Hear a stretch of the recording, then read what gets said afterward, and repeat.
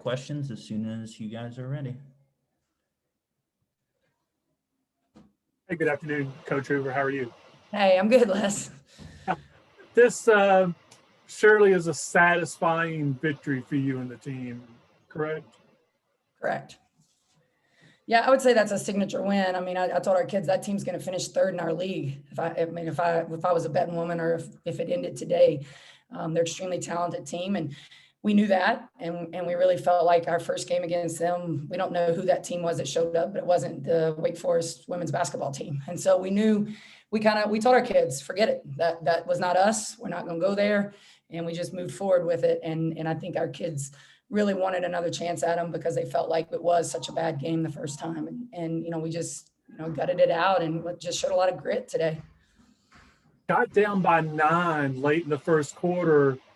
Was your team doubting themselves any at that point after getting blitzed at home by this team and then getting down 9 in the first quarter? Y'all responded with the 14-2 run. How did that happen?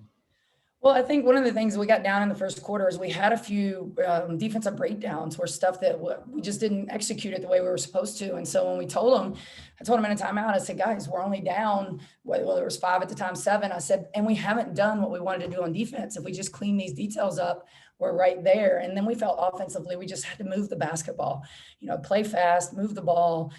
We knew they were switching a lot, and we just felt like we could get some matchups that we would favor us. And I thought our kids did a good job of trying to hunt those matchups. And, this team today, I just think we really believed. And, and I stole a Dabo Sweeney quote for the game. If you want to be overachievers, you have to be overbelievers. And I just told them before, I said, I believe in each and every one of you. And I know they believe in each other. And the challenge today was to keep believing, because we were much better than we played the first time we played them. And we can do, and I thought we did a good job really focusing in on our game plan. It was all about defense and rebounding, which isn't a big surprise to anybody. So. Yeah, it looks like the game was won a lot by defense and rebounding today. But then another thing was you all hit free throws today.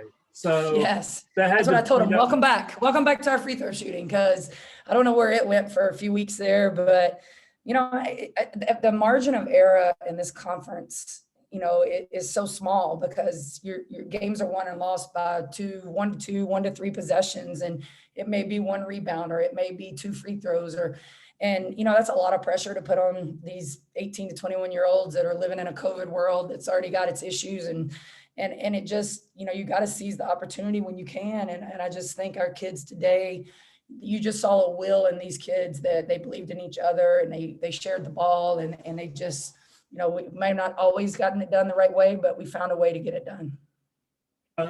Chat with me for a second about Ivana's game. You talk about sharing the ball, and she notched another double-double, but she also had 4 assists, kind of looking like a complete game for her.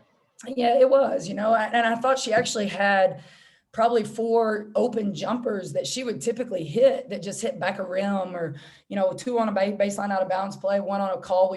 We called her number late on a play and shot an elbow jumper that she missed, and then the 3 right in front of our bench. And so still thought she did a great job. She was reading the defense, trying to find her teammates who are open, and she was able to hit some key people on some key spots. And I thought Christina Moore found Jules Spear early for a kick out 3 that I thought was critical to just loosen some things up for us, because sometimes we're all a little bit tight until we start to see that ball go through the rim. So, I thought Ivana's game, double-double, as skinny and thin as she is against those big kids is a phenomenal thing. I thought it was our lineup change really helped us with their size. And that was something we came into the game just deciding that we needed to do. And I thought Alex Scruggs was big for us off the bench. She had one of her better games here in a while and made some great plays late for us. So. Gina was Gina. Gina was Gina. She was so mad at the 2 threes she missed right in front of our bench. And I took her out shortly after, and I jokingly told her, I'm going to give you a rest so you can make the next one, because they were both good looks. And, she's been shooting it so well for us and doing so many things for us. I thought the steal late on that sideline out of bounds play was huge. Those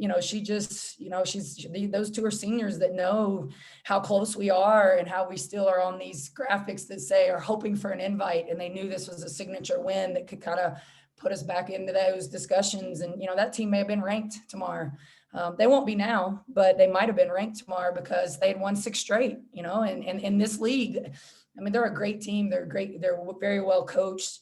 And I just think we responded today and kind of, did what we had to do. And, once we got the lead, I thought we did a great job of still playing to win, not kind of getting scared to play, not to lose. We didn't really turn it over against the pressure. We had enough timeouts. We used them. I thought Demira Hines' 1 free throw was huge for us. Because there was a freshman playing in front of her home crowd. She had a big crowd here today, as nervous as all get out, and goes up to the line and hits that first free throw. I was just so happy.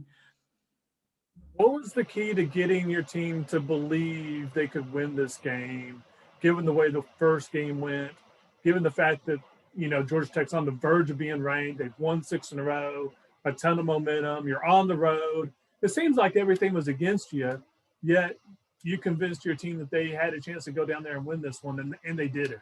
Yeah, I don't have to do a ton of convincing because I think each one of them knows and understands, and they feel like we've let some opportunities slip through our fingers, and it's been 1 or 2 possessions. And I think now, they knew that this could be a big signature win. They knew that any road win is a big win. We've had a tough stretch and we've been on the road, and we have to continue to be on the road. But, I just think they really, they want this. It's a special group, and they really do believe in each other. They like to try to play off of each other, and sometimes that's easier than other times. And at times tonight, I thought we did a great job when they would switch and how we could kind of take advantage of that. But, they're a great group. They do a lot of that talking amongst themselves. So luckily, I don't have to do a ton of it. I try not to put a ton of pressure on one game because I don't want, if you don't come out right, then how do you get them remotivated for the next game? So we play two games a season. So we went 1-1 in this season. Next week we're 0-2 we've got 2 games coming up next week. We got, our senior night, Thursday night, which will be a special night for us. And then we got to go on the road again and play a team that also beat us at home by a slight margin. So, it doesn't get any easier. It's that time of year too, where, we just got to keep trying to rest when we can and keep us mentally fresh. And I think that's one of the things this group was, we really tried to mentally keep us fresh and staying mentally tough throughout this stretch. That's all I got. Congrats on the win, Coach. Thanks, Les. Thank you.